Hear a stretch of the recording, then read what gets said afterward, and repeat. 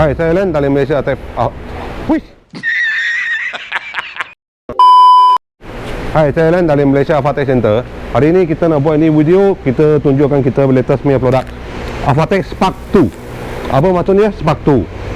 Spark ni sebenarnya dia sama 6 mode. Lepas tu kita add on function daripada ini Spark. So sekarang dia ada hash mode. Okey, mai kita tunjuk macam mana dia function. Okey.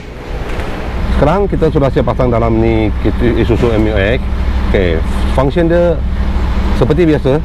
1, 2, 3, 4, 5, 6. Okey, ini normal function dia. Okey, macam mana kami nak pergi dia punya hash mode? Okey, kita picit lama sikit dalam 2 saat. Okey, dia akan keluar ni macam. Lepas tu picit lagi sekali. So dia akan pergi H. Apabila pergi H, kita full total, dia akan cut off automatic. Dia kurangkan dia punya pedal. Okey, so H ni kita nak kasih balik normal. Picit sekali dia suara normal.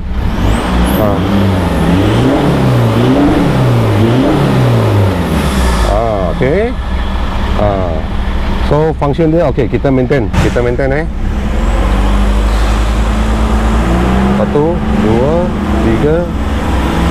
4, 5, 6.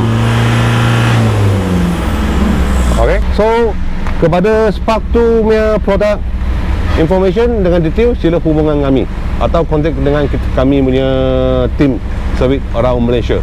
Thank you.